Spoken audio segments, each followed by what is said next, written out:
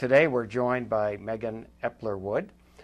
Megan is an instructor in our courses at Harvard Extension School, and we'll talk about that in a few minutes. But I got to know Megan sort of indirectly. I read this article in a newspaper about your International Ecotourism Society that you had founded and were the president of for 12 years, I understand. Yeah. And that intrigued me. And so I called her up, and soon after that you were coming to Cyprus with us and lecturing on tourism and development of tourism and tourist policies that the government of Cyprus might pursue. And then, as you had educated me about this very important sector, important for environment, important for sustainability, it really resonated that we needed to do more to educate people on this. So I'm so glad that you joined our faculty. But you also work at Cornell. You teach at Cornell. No, I'm not teaching right now. I'm a senior professional fellow, and that's a research position.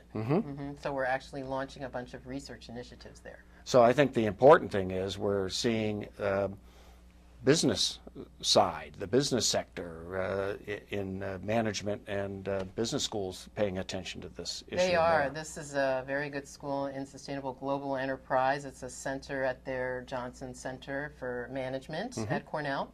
And they specialize in working in developing countries, which is very appropriate to my field. Yeah. So you got into this how? How did you start on this as a career interest?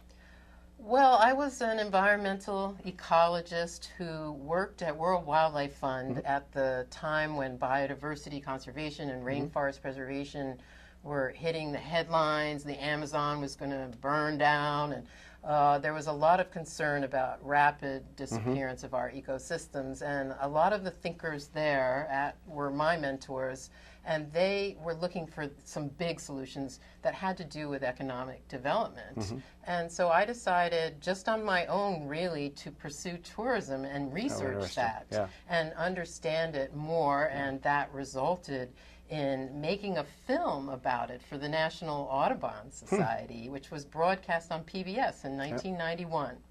And that was the first film ever on it, and from there, the International Ecotourism Society was launched. And this has led you to many places around the world. I've often looked at your career and your job with a lot of envy, because you always are going to interesting places. Some places challenging for sure, but very interesting places. So you must have had a wanderlust that helped to pursue this career. But you've consulted with governments, World Bank, World UN. So tell us a little bit about that. Yeah, well, after I left the Ecotourism Society, there was a big demand for a high level of consultation in developing countries because there was a lot of talk about how ecotourism can be a really eco-friendly form of development, but very few, if any, policies or procedures. And I had just finished a book for UNEP on the actual policies and procedures for developing ecotourism, so I was lucky. I was a hot commodity. And I got picked up by the World Bank to do consultation in Cambodia, and then I was sent to the nation of Sierra Leone. Amazing. I thought they were really crazy to send me there, but I actually found a real gem that is slowly but surely developing ecotourism there. Through the U.S. Aid or AID, they also picked me up, and I was sent to many countries, Ecuador, El Salvador, Bangladesh, often countries that really have severe poverty. And so it moved from being just an environmental conservation tool to also being a tool for the alleviation of poverty, which it remains as being one of the most important aspects of how tourism can be managed. So actually, we'll get to some of those issues in your presentation. So why don't you start? I mean, I'm seeing this beautiful picture of Mount Everest and then seeing trash on the side of Mount Everest. So why did you put these two in contrast? Well, because of the growth of tourism to Mount Everest. It used to be just for very serious mountain climbers. And as we know, now it has become a tourist destination. And this is a very old picture on the right of the base camp, but even back in the 80s and 90s, they had no procedures for cleaning up. And apparently, tons of trash are generated every year by the hikers and climbers that come, but they don't pay for or have the responsibility to remove it. So for years, they generated this trash and it just stayed there. So it's I think, emblematic of the problem. So if one were to go to the base camp, I think there's just been a big expedition up there now. The weather's just about the right time for this. Would we be seeing this kind of footprint of humans? You would. You would see a much larger footprint. I use this photo, but there are larger photos of, big base camps with huge numbers of people. They have instituted trash removal procedures now. It's done, I think, by both NGOs and government. So it is a positive story. There was a recognition that this is a terrible problem, and I think also climbers and hikers have contributed to the problem. Yeah, but this is emblematic of it. Right. This is only symbolic, as most of us, 99.999%, won't be there. Right. We'll be somewhere else doing our tourism. So tell us about that. Yeah. So yes, it's emblematic, but what we're seeing now, as opposed to the 80s and 90s, is a whole new ball game. Last year, we hit a whole new level in the tourism industry with 1 billion international tourists being logged traveling worldwide. But what's really interesting about that is that it's always been understood that France is the #1 destination in the world. But in fact, it is only the #1 destination for people that are crossing borders. But what I did here is I looked at both international arrivals and domestic trips. And what we're seeing, not surprisingly, is that China is already going to have more travel visits than any other country in the world. And we expect that to grow dramatically. As we can see here, China visits grew by 42% internationally just in 2012. Another interesting statistic here is the emerging countries. It used to be that all of the developed countries had the fastest growth. But now what we're seeing is that the developing countries are having almost double the tourism growth that we see in places like Europe and the US. People wanting to go more exotic places, more interesting places, so it's a younger crowd that's traveling to these, say, more challenging places. They don't have all the luxuries that one might expect, right? It's absolutely driven by this next phenomenon, which is the digital purchasing of travel. As you say, the younger demographic, the millennials and the 30 to 40 crowd, you're seeing them buying online. And of course, the industry is moving quickly to capture them. So we're seeing 10% growth in air travel bookings online, and they expect it to go up to 20% of all travel dollars by 2014. So yes, we're arriving at this new place in the travel world, which is that any ecosystem on Earth can be reached just by clicking on your computer. And this is a whole different issue when it comes to management of tourism.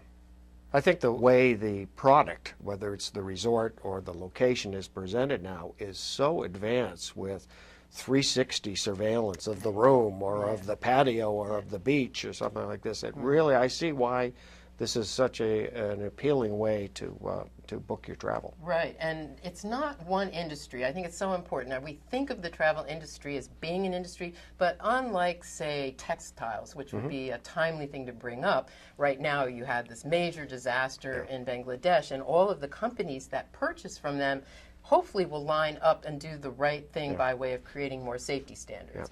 But when it comes to travel and tourism, we have a highly fragmented group of players. And we call it a spider web because every traveler is essentially going through a different channel of suppliers. How interesting. I never thought of it that way. Yeah, so when you go on a river cruise in, let's say, Eastern Europe, you may decide to stop in Paris, and that's going to be a separate supplier. You may decide to go out to a restaurant in Paris that you buy through some online. You may go to TripAdvisor to then decide where to go on a weekend trip in Paris before you actually go to your river cruise. So So this is what we call supply chain, but in the supply chain modeling area of travel and tourism, sometimes I feel it's almost impossible to actually create a reliable model that shows the footprint of an industry because of the customized nature of our business. But nonetheless, we do feel that supply chain modeling is important. Economic modeling, this is still a primitive science in tourism. Our tourist ministers primarily just talk about the number of travelers that arrive. That is their benchmark. They don't look at the economic benefits of travelers. They just report on the number that are arriving.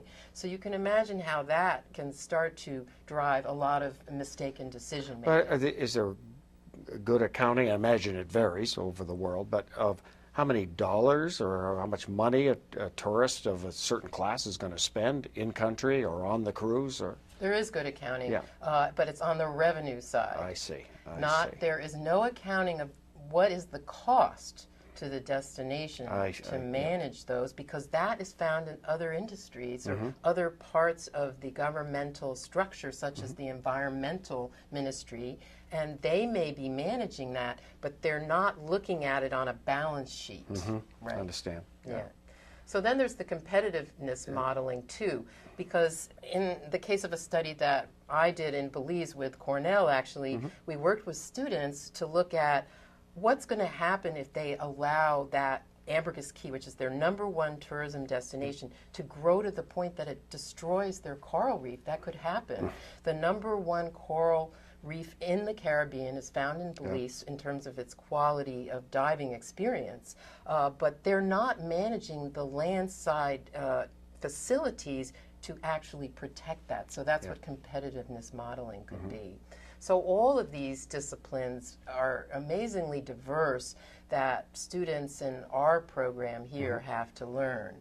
So we are doing at SCM, at our program at Harvard, the first ever environmental management of tourism class, which we launched in 2010. And we're seeing what I consider to be a whole new field emerging, which even though I've been in this field a long time, I still feel a whole new type of approach to the field is now emerging through the class. So, and this class is well populated. You get 50 to 80, right, semester, and they come from all over the world. Yeah, they do. And it's great because we are a distance program, and because of the importance of tourism in the emerging countries, there's a much stronger interest. We have one student from Kenya that has attended the class 3 times. And we love him. He always asks wonderful questions, and we asked him, why do you keep taking this class? And he said, because this dialogue is not happening in my country. Interesting. Yeah. So just to spend a little time on this, because I think it does illustrate the connection of environmental management to these issues of climate change, stress on resources, ecosystem diversity or loss of diversity. So you touch on all of these topics, right, in this in your course. We do, but the one thing that we do stress is that the students understand the business models of tourism. The problem we've had with tourism is that it has never been considered a discipline. There are hospitality schools, which are very important, like the one at Cornell, but they really just look at the hotel industry and the hospitality industry that is associated with that. So what we do is go through the cruise line industry. We look at tour operators. Of course, we include hotels, and we also include the destinations themselves and how they are managed and governed. It's only then that I feel the students can begin to understand how to look at environmental management. And they do projects that are looking at support resources needed for tourism or impacts in their various countries. We do, and here on the page we require them to look at one environmental management problem in one sector of the tourism industry, and it's really important that they have that discipline. Many students are, they want to take on everything at once. And so we make them focus on, say, noise pollution for airlines and airport development. And one paper that was a prize winner in my class was done by an immigrant student living in an underdeveloped neighborhood in Los Angeles, looking at noise pollution and mitigation and access for communities to certain types of legal processes that could help them to win better consideration in the noise prevention problem. So I have now seen 150 papers, and I feel we have a whole new source of information about our field that has never existed before. So how do we look at just some of the fundamental problems with the field? And that would relate to the airline industry and what we call aviation. Of course, leisure and business travel is only a portion of the transportation industry that fuels travel and tourism. But I just wanted people to realize the incredible importance of the growth of air transportation. Here is a simple graph just on the CO2 emissions and how that represents 40% actually of all of the CO2 impacts of travel and tourism when it comes to the airline industry. So overall, air emissions is about 5% of the total discharge to the atmosphere on an annual basis, but it's very big within the industry sector, the sector. So 5% for all travel and tourism, and 40% of that impact of the 5% is from the airlines. So then, it's a big target then. It's a very big target, and it doesn't show any sign of slowing down.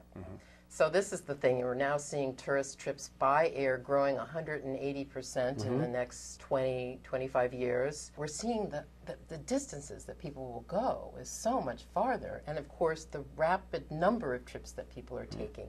So if you look at the short haul growth here and the long haul growth, you can see that the atmospheric impacts are going to be enormous. So this is just important to understand when we look at the environmental impacts of tourism. It is the biggest impact of all.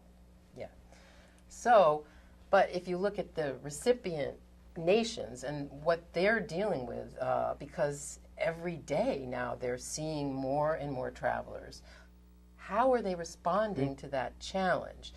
Unfortunately, what we're seeing is that our tourism ministries are not equipped to manage this. Their role is actually to promote tourism. That is their sole role. And they also do licensing. So they make sure that your facilities maybe have clean water, hopefully, and that they're properly put onto a piece of property. But they do not look at this problem, which is the growth of tourism on the landscape. So this picture you're showing, you chose that one and for a particular reason. So what are we looking at there? Yeah, this is the monarch butterfly sanctuary. I was actually at World Wildlife Fund when they discovered this sanctuary. It is the place where half of the monarchs in North America go in the winter time. They're in huge, enormous concentrations in the forest that you can see there. And about 10 years after the discovery, tourism started coming to this place. And originally it was foreign travelers, it was a luxury type of destination. But then about 10 years ago, it became a domestic destination for bus trips from Mexico City. And as a result, you saw this topsy-turvy kind of development without any planning, to the point where there were even no bathrooms for the visitors. So this was just a little mountainside village. It was, before... and they started, this says sanitarios, which means here's a place to go to the bathroom, because once you got to the reserve, there was no place to go. And so, you know, these kind of chronic growth issues have been, again, in this case, the Calderon administration worked to address this, but they happen in such an organic, unplanned manner that they often get ahead of the governments. Infrastructure is always catching up. Yes, but the really big issue is that the cost of providing appropriate infrastructure is not covered in the tourism ministry budget. And so really there is no organization or ministry responsible for covering that budget. So what are some of the solutions? I see this organic growth being so far beyond anything that the original folks like me working in ecotourism ever really even envisioned, that it's no longer sufficient to just do small workshops in countries, which is what we used to do. We would go from country to country and give small workshops, which was important. But now I see that education and training needs to be done on this distance basis. Right, so who needs to be educated? Who are the ones that need to understand, as you listed, all the skilled knowledge areas in a fully integrated way? to think of this as a system. So who needs to be educated? It's really a group of young professionals that I see that will be representative of different sectors of society, and they're going to have to work together. It certainly will include government, it will include non-governmental organizations, and it will include the private sector. And if they want to get ahead of this curve, they're going to have to cooperate. Now, among the thousands of people that might be watching this course, there might be some people that are saying that might be an interesting career to go in.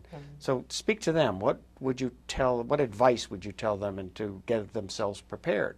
Because they're from all over the world. 100 countries, in fact, are participating in this course. Yeah, I think that you need to understand the business environment of tourism. Okay, so that's really important. You can address that by going to a travel and tourism school or a business school where you request a concentration in tourism. It's still rare. Yeah. But if you stay within the travel and tourism school environment, you're going to struggle to get the environmental management side. So as a student, you're going to either have to persistently request that becomes part of your curriculum, or go to other departments and do a multidisciplinary approach. That will be critical to your success. And so that's what I would recommend. So you need some ecology, probably, if you are in the environmental aspects of tourism. You certainly would need some of that. It would be helpful. I think the sort of air, water, waste sides of it are incredibly important. And we have a vibrant community through our natural resource science schools that tend to partner very quickly, and they are represented by wonderful NGOs around the world that are highly prepared on the natural science side. So I see that as a perfect partnership, but what I see missing is the business and the hard environmental management work. Good point. Good point. So at any rate, that education and training, and then to pursue this neutral collection of data. The biggest problem with our travel and tourism community is that it's a heavily sponsored community.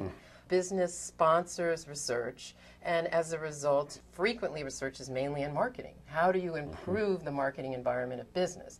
And so when you're in a travel and tourism school, most of the funding is for that. You're not finding the funding for environmental management. So you would have to go over to the environmental science or management schools and see if you can find financing or funding for this kind of data collection that isn't sponsored by a sponsor that is looking for a certain kind of answer.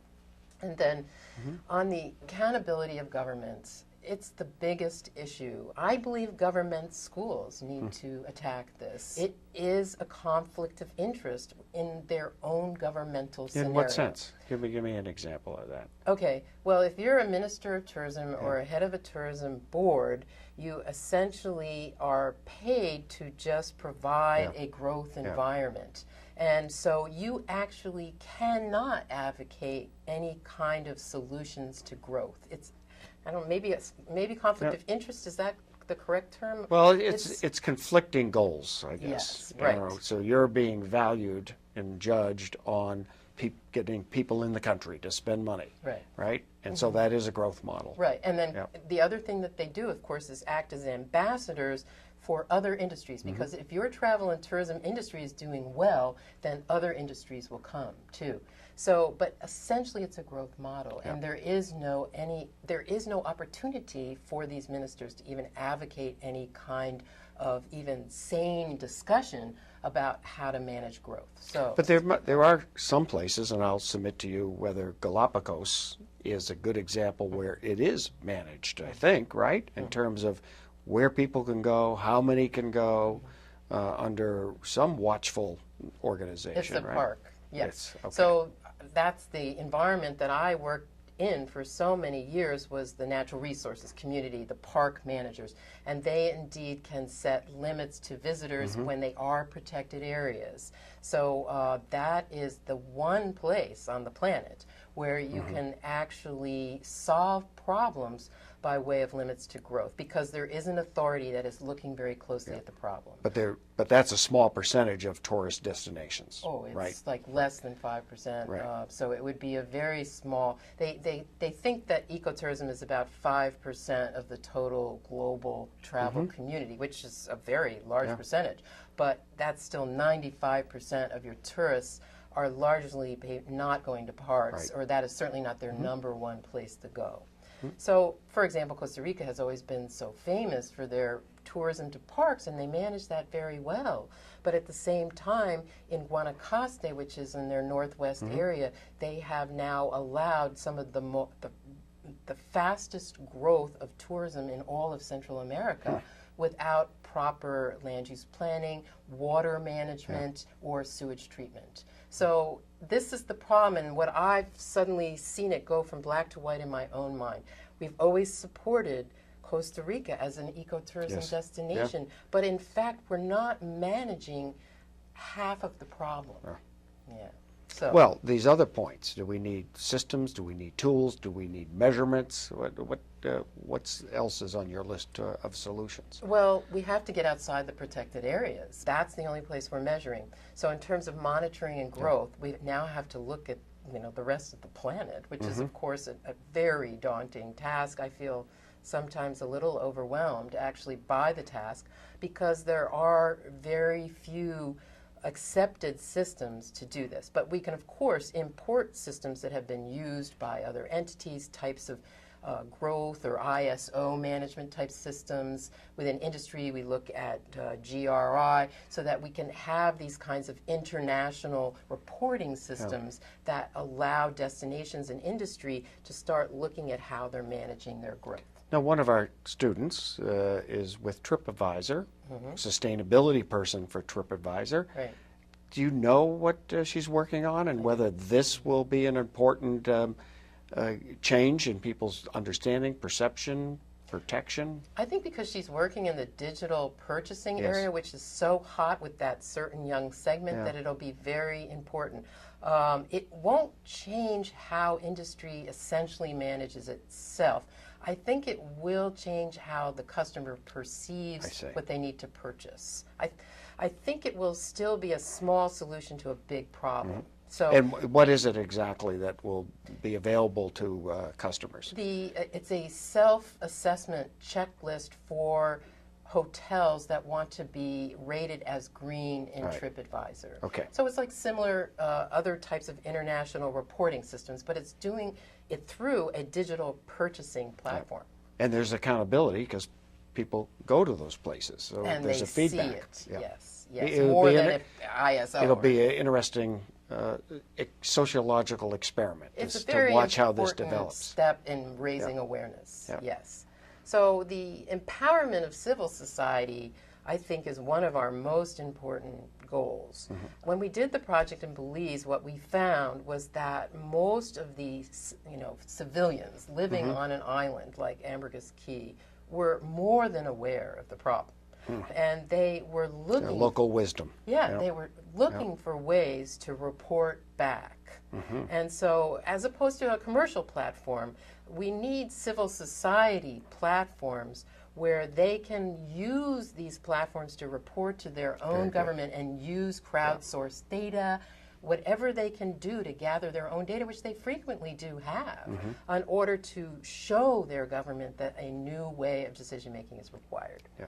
So, what we really have to do is show that there is a cost of doing business, not just revenue. And how do we account for that cost is a really, really tricky question. Well said. So, what can we do on the political side? This is very important because we have to understand what is even the real economic value of these destinations. There has been good work done on this. This is not an unknown science, but it could be better understood, and we could include ecosystem services more comprehensively. There's been good work on this by the Nature Conservancy, looking at important destinations, I'm sure, like Galapagos, and saying, here it is, here's the value of this destination to your country. But it needs to be done much more comprehensively. And then what is the cost of managing a destination? What we found in Ambergris Caye in Belize was not only, of course, ecosystem protection costs, but social service costs. There are very large immigrant communities associated with these places, many of whom can be illegal even, undocumented workers, and they live in slums almost always that have no environmental services. So this is an unaccounted piece of our development process that has to be accounted for as a cost. That's interesting. You mentioned earlier the apparel industry, a footwear industry, where the NGOs are monitoring this. They're watching for this. They're giving it a public display. Right. It doesn't sound like this story you just told me I never heard of before. It's amazing to me, and when we did the study with the Cornell students, it was the first government I'd ever worked with that actually allowed us to go out and take pictures of those sites. So it's a very little known fact.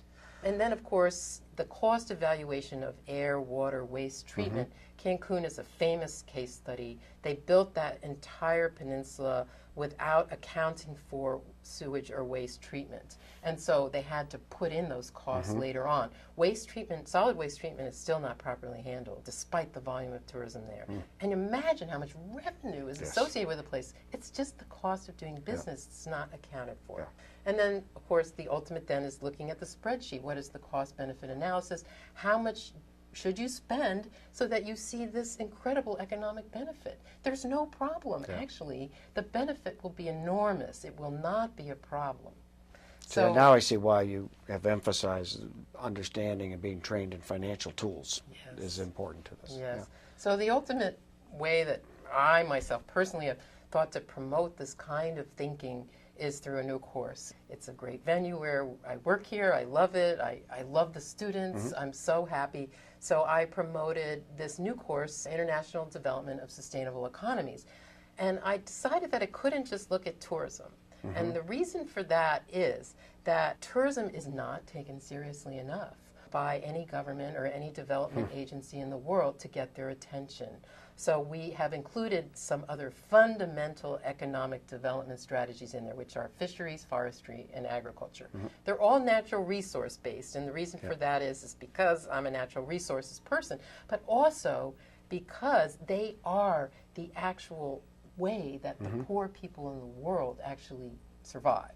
And so by putting those together, we have found a tremendous interest right away from all of the development agencies. It's completely changed how people are looking at the proposal. That's right. Haven't they? It's been great. So we're going to create this 4-week module, which will be intensive. And our idea is to attract development professionals as well, because none of them are thinking this way yet. And also, of course, the governments, the non-governmental organizations, and also, of course, all these, I just see them as young professionals, the young people that haven't even decided what sector of society they're going to go in yet. And they, by taking a course like this, they will decide which way to go. Well, I could say for myself, I've learned so much from you personally. You are articulate and very knowledgeable about this, and the fact that you have gone well beyond narrow thinking about this. It isn't just tourism and looking at the ecological impacts. It's the system, and you've approached it as a system. And I think this course is even beyond that. It's saying, listen, if we want jobs and good jobs for people, and we need to understand how the environment and the tourism sector and fisheries and forests all support this. Right, so, and it's all interrelated. Especially what I see is that those economies can become increasingly autonomous, and our globalization model, which at some point could start to break down because of carbon impacts alone, right, and could become a more cohesive local type of infrastructure that can be supported in country, even tourism. Because the #1 type of tourism growth, which I demonstrated, is not international, it's domestic. So I think this is a great message to deliver, particularly to our audience that is maybe thinking about their careers. And because here is a clear need in society, and it's then a requirement to really think about your disciplinary backgrounds in different ways and to be integrative across a certain skill set. So thanks so much for coming and participating in this course. Well, thank you so much for having me.